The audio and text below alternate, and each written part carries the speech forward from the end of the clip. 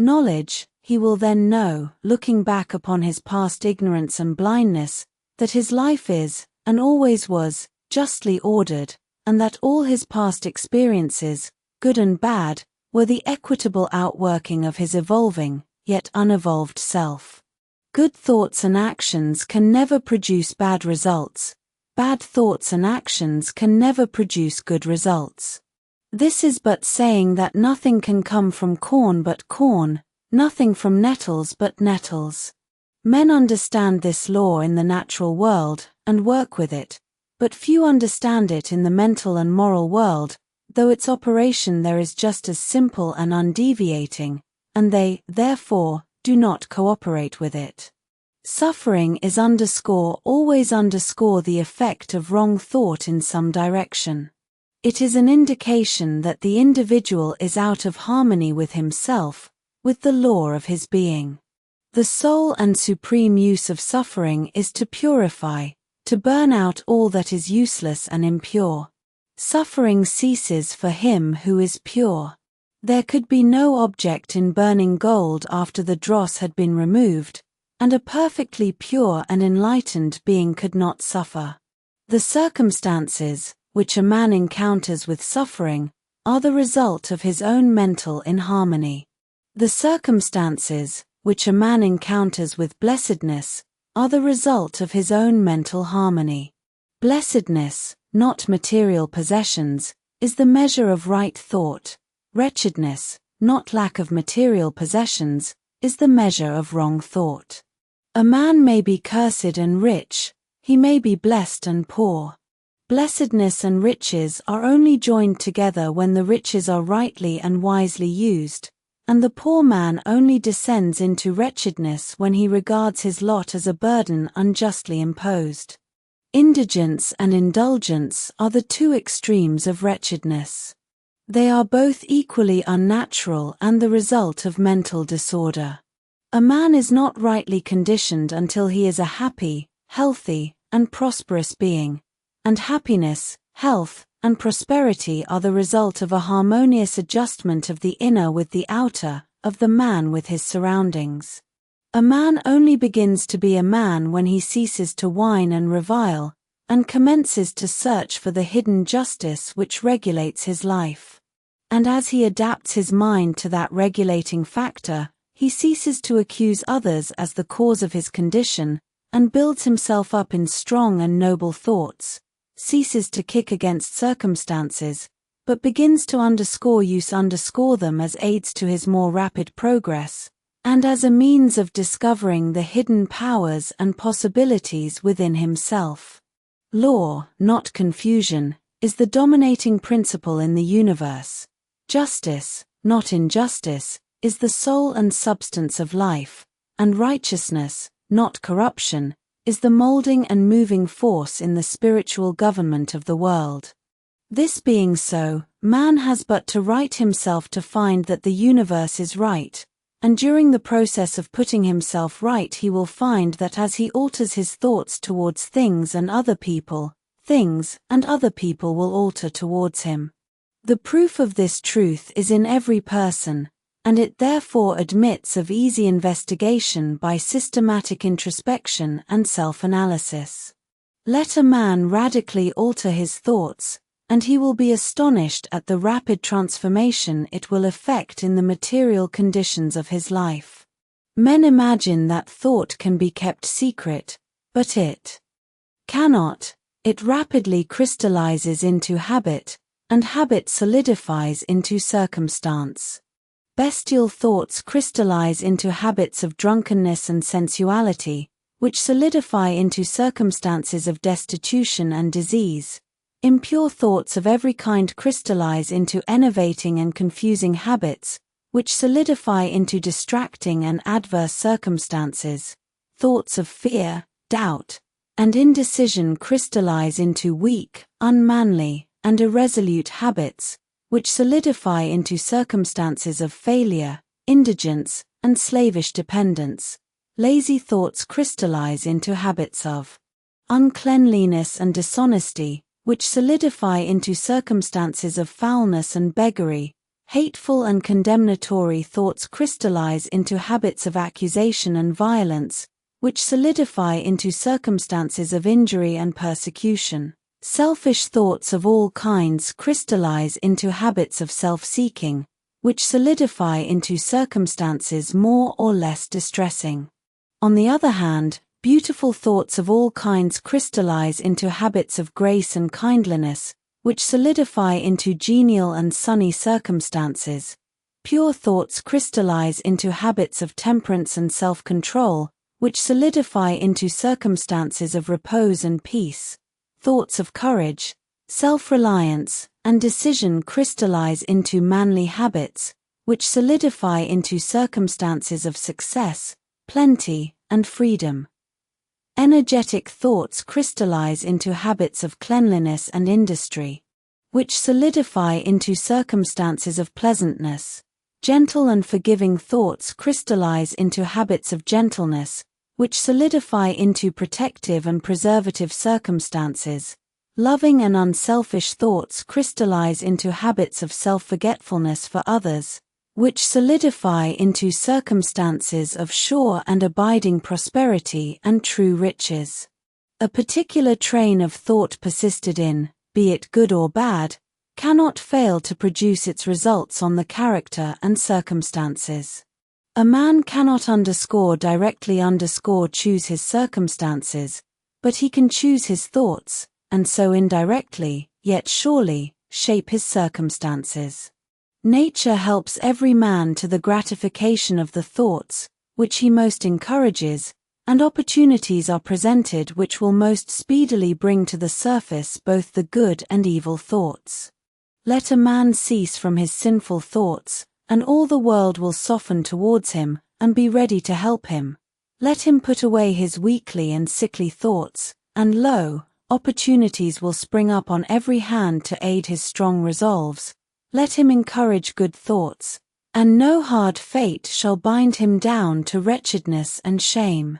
The world is your kaleidoscope, and the varying combinations of colors, which at every succeeding moment it presents to you, are the exquisitely adjusted pictures of your ever-moving thoughts.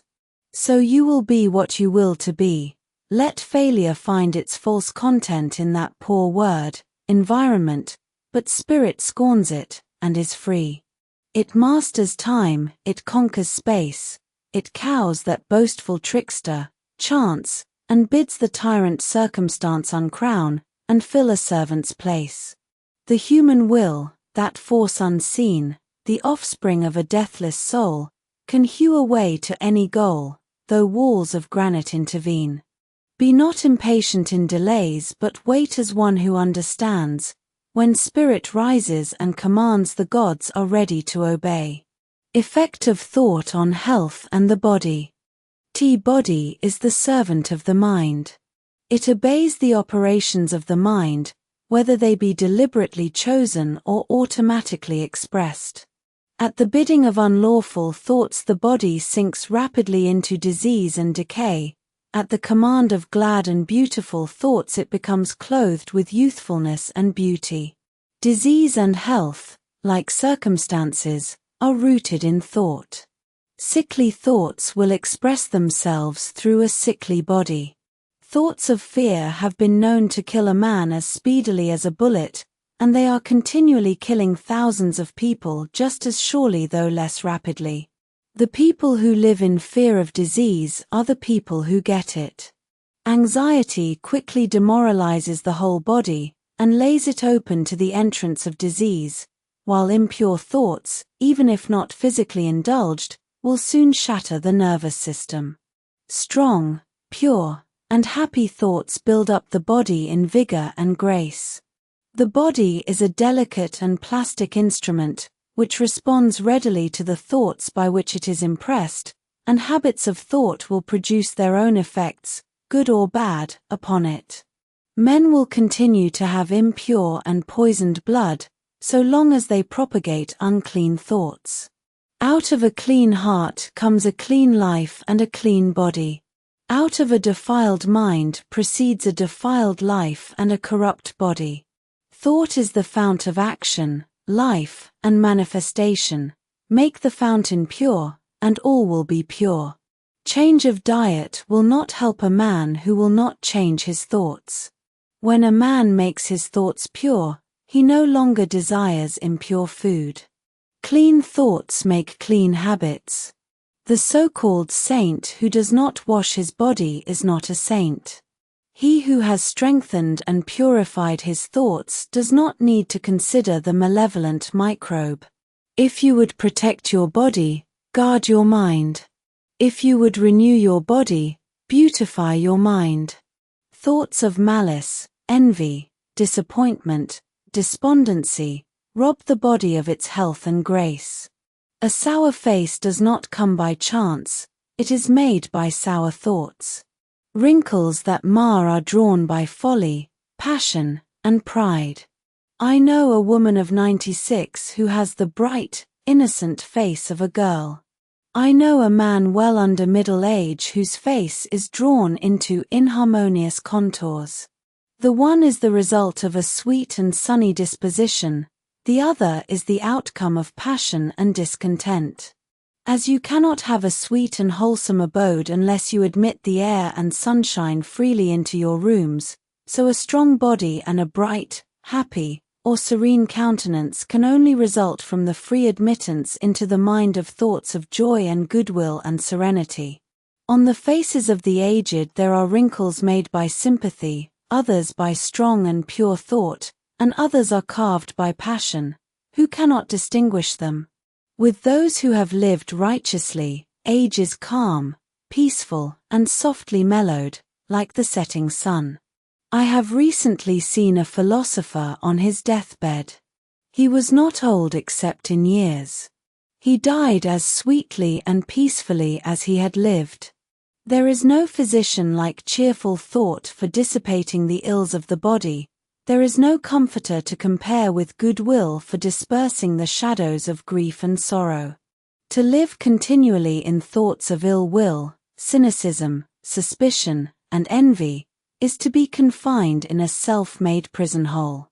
But to think well of all, to be cheerful with all, to patiently learn to find the good in all such unselfish thoughts are the very portals of heaven, and to dwell day by day in thoughts of peace toward every creature will bring abounding peace to their possessor. Thought and purpose. Until thought is linked with purpose, there is no intelligent accomplishment. With the majority, the bark of thought is allowed to drift upon the ocean of life. Aimlessness is a vice, and such drifting must not continue for him who would steer clear of catastrophe and destruction. They who have no central purpose in their life fall an easy prey to petty worries, fears, troubles, and self-pityings, all of which are indications of weakness, which lead, just as surely as deliberately planned sins, though by a different route, to failure, unhappiness, and loss. For weakness cannot persist in a power-evolving universe. A man should conceive of a legitimate purpose in his heart, and set out to accomplish it. He should make this purpose the centralizing point of his thoughts. It may take the form of a spiritual ideal, or it may be a worldly object, according to his nature at the time being. But whichever it is, he should steadily focus his thought forces upon the object, which he has set before him. He should make this purpose his supreme duty, and should devote himself to its attainment, not allowing his thoughts to wander away into ephemeral fancies, longings, and imaginings. This is the royal road to self-control and true concentration of thought. Even if he fails again and again to accomplish his purpose, as he necessarily must until weakness is overcome, the strength of character gained will be the measure of his true success, and this will form a new starting point for future power and triumph. Those who are not prepared for the apprehension of a great purpose should fix the thoughts upon the faultless performance of their duty, no matter how insignificant their task may appear. Only in this way can the thoughts be gathered and focused, and resolution and energy be developed, which being done, there is nothing which may not be accomplished. The weakest soul, knowing its own weakness, and believing this truth that strength can only be developed by effort and practice, will, thus believing, at once begin to exert itself, and, adding effort to effort, patience to patience, and strength to strength, will never cease to develop, and will at last grow divinely strong. As the physically weak man can make himself strong by careful and patient training, so the man of weak thoughts can make them strong by exercising himself in right thinking. To put away aimlessness and weakness, and to begin to think with purpose, is to enter the ranks of those strong ones who only recognize failure as one of the pathways to attainment, who make all conditions serve them, and who think strongly, attempt fearlessly, and accomplish masterfully. Having conceived of his purpose, a man should mentally mark out straight pathway to its achievement, looking neither to the right nor the left. Doubts and fears should be rigorously excluded. They are disintegrating elements, which break up the straight line of effort, rendering it crooked, ineffectual, useless. Thoughts of doubt and fear never accomplished anything, and never can. They always lead to failure. Purpose, energy, power to do, and all strong thoughts cease when doubt and fear creep in. The will to do springs from the knowledge that we can do. Doubt and fear are the great enemies of knowledge, and he who encourages them, who does not slay them, thwarts himself at every step. He who has conquered doubt and fear has conquered failure. His every thought is allied with power, and all difficulties are bravely met and wisely overcome. His purposes are seasonably planted, and they bloom and bring forth fruit, which does not fall prematurely to the ground. Thought allied fearlessly to purpose becomes creative force. He who knows this is ready to become something higher and stronger than a mere bundle of wavering thoughts and fluctuating sensations. He who does this has become the conscious and intelligent wielder of his mental powers. The thought factor in achievement. All that a man achieves and all that he fails to achieve is the direct result of his own thoughts. In a justly ordered universe, where loss of equipoise would mean total destruction, individual responsibility must be absolute. A man's weakness and strength, purity and impurity, are his own, and not another man's. They are brought about by himself, and not by another, and they can only be altered by himself, never by another. His condition is also his own, and not another man's. His suffering and his happiness are evolved from within. As he thinks, so he is. As he continues to think, so he remains. A strong man cannot help a weaker unless that weaker is willing to be helped, and even then the weak man must become strong of himself. He must, by his own efforts, develop the strength which he admires in another. None but himself can alter his condition. It has been usual for men to think and to say, many men are slaves because one is an oppressor, let us hate the oppressor. Now, however, there is amongst an increasing few a tendency to reverse this judgment, and to say, one man is an oppressor because many are slaves, let us despise the slaves. The truth is that oppressor and slave are cooperators in ignorance, and, while seeming to afflict each other, are in reality afflicting themselves. A perfect knowledge perceives the action of law in the